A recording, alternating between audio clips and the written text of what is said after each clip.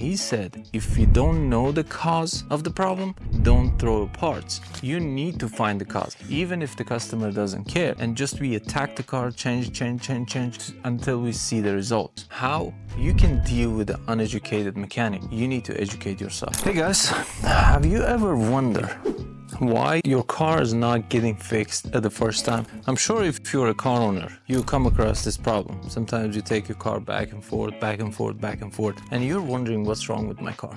And I'm gonna tell you this, nothing wrong with your car, something wrong with the technician, something wrong with the mechanic. In this industry, I can tell you this, 10 or 20% of the problems happen inside the car. It's uneducated mechanics' fault. I can confirm that, because I've seen many uneducated mechanics outside consider themselves technician, work on cars in order to make a lot of money. And unfortunately, you as a customer pay that price. Let's talk about that today. I don't want to exclude myself. I'm one of them, unfortunately. A couple of years ago when I started working on cars, I was considering myself as a technician. And basically I was acting, I know a lot. And I got caught sometimes, because of not knowing enough about the cars. I remember one time I showed up in one client's car, and as soon as I opened the hood, I saw a giant engine never seen before, and the task was to replace the EGR. And because she was standing next to me, I couldn't Google it, I couldn't go to YouTube, and I was wandering around, where is this EGR? And I couldn't find it. She went inside and she texted me, she couldn't tell me, hey, leave. She texted me and said, I know you cannot figure it out, please put the key back in the car and leave. And I was embarrassed.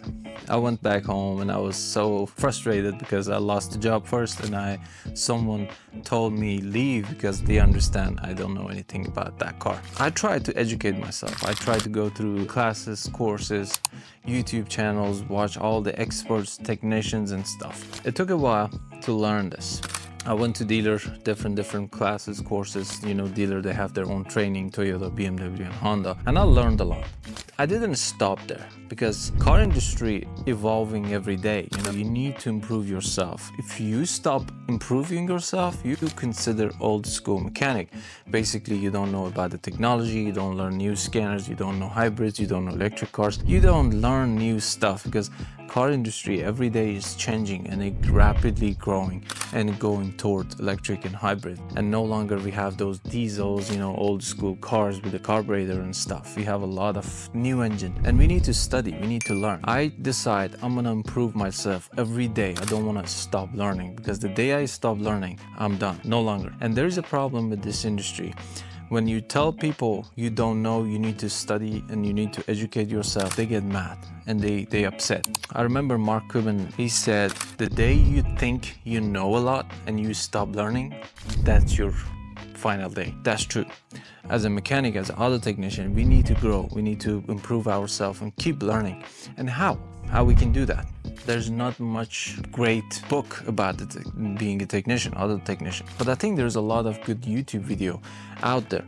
I found Scanner Danner. He's the great guy. If you never watched him, just watch his video. Even if you're not techie, if you're not working on cars, I think I learned a lot from him. I bought his book, I bought his course, I bought the premium YouTube channel, paying subscription for his YouTube channel, premium YouTube channel. I learned a lot and started writing, taking notes, remembering everything, how the engine operates. I don't consider myself educated because I didn't go to school here, I didn't go to college and stuff, but I did as much as I could. I think I improved myself from here to here. Not really good, but still I'm improving. And I learned the small things. I want to talk about this today. Most mechanics, they throw a bunch of parts in the car and without knowing and finding the problem. This is killing this industry and killing your pocket and your car too. Why they do that? The first thing you need to understand, I learned this from another YouTube channel. He taught me, if you don't know the cause of the problem, don't throw parts. You need to find the cause. Even if the customer doesn't care, even if you don't need it, even if the parts you put it in the car fix the car. This is true. Unfortunately, we leave leave that side and just we attack the car, change until we see the result. That's fine. Sometimes you get it right, you change the parts, you get it right, the car is fixed. But if you don't know the result, if you don't know the cause, you don't educate yourself, you don't learn, you don't improve yourself. This is one thing. Second thing, be ready for criticize. If you are the person, I hired a mechanic a couple years ago, 3 years ago. When he started working on cars, I did the background check. He had so many problems, but I just said that's fine. I didn't have experience enough. I didn't have enough experience. I hired him and he started working. And after a while, I realized I'm getting calls and text message from clients. Hey, this guy, I don't want him to come back to my yard and to my work on my cars. Reason, some of them tell me, some of them not. Some of them nice enough, they don't tell me anything and they don't call me again. They thought that's the only mechanic that we had. And then realized, I found out this guy, he's showing at job site with the flip-flop. He's yelling and talking with his friend on the phone while he's working on the car. He's watching soccer or football while he was working. You know, he put his phone, watch football, and he works on car. Or another things, he's talking to the phone while he's driving, test driving customers, and his car smells weed. That's one of the red flags. I never want to hire someone if they smoke weed. And I called him to my office, sit down with him, and I told him, hey, you need to stop this stuff. You can't just show up with the flip-flop at the work. You can't talk to your friends yelling and laughing customers driveway, or you can't talk to your friends and watch football while you're working. And he agreed. He left, and 2 hours later I received a text message. I don't have my phone, I wish I had it. I would read the entire text message. It was a long text message. But the things that I want you to be disciplined. I want you to learn stuff. I want you to improve yourself, educate yourself. If you don't want to do it, that's fine. Just do your own things. And unfortunately, after 4 years, I found his Facebook page. I was just accident because I had his phone number. His Facebook page comes up, and that was his work Facebook page. And I went to this Facebook page. I said, same broke guy. He wasn't the right person for my company. I wish him good luck, but he couldn't stand for, I can say, correction, discipline. That's bad. You know, people, they don't understand. It happened many times. I hired people and I tell them, hey, correct this, and they just left. This is the red flag for me. We need to be professional. We need to do our best, but we need to learn that. It's not gonna come right away. Just dwell on you. You need to learn that. You need to admit that you don't know it, so you learn it. I did the same thing. Another thing, it's very important, customers. How you can deal with an uneducated mechanic. You need to educate yourself. If you don't educate yourself, any mechanics in any level can deceive you, can cheat, can upsell,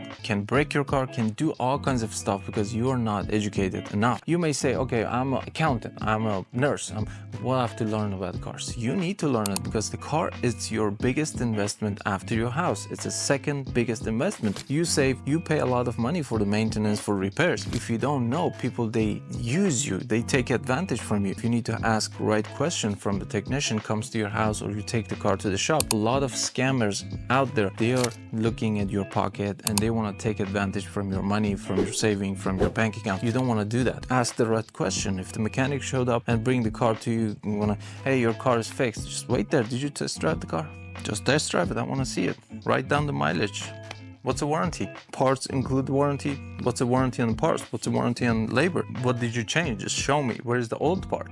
These are the questions you can ask. You don't need to go to courses. You don't need to have a certification for these questions. But unfortunately, I see a lot of clients, they're careless and they keep complaining about the technician. I get it. There's a lot of technicians out there. They want to scam you.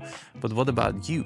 Did you educate yourself? Did you learn? If no, you can't really blame on them because that's the main reason. You're the cause. You're the problems. Because if you don't find the cause, you're patching the problems and the problem come back and they blame on you. That's easy. You will be the bad guy because you didn't educate yourself and you did not educate the clients enough. Tell them, hey, I'm gonna fix this, but there's a problem in this, and I'm thinking because you didn't change your coolant on time, this coolant create the rust inside the line. That's why your line is breaking and just leaking. Today here, tomorrow is over there, or your engine, your anything. You need to understand that. You need to understand from the basic all the way to sophisticated, complicated stuff. You need to be curious, basically. If you're not curious enough about your business that you're doing, the service that you offer for clients, I think you can't really progress in the business. You need to be curious to learn, educate yourself, and then educate your clients. And as a client, you need to educate yourself to ask the right question. I hope it was helpful, this video. If it was, please hit the like button for algorithm. That would help me a lot. And if you consider subscribing, I really appreciate it. And I hope to see you guys and catch you guys in the next video. Bye.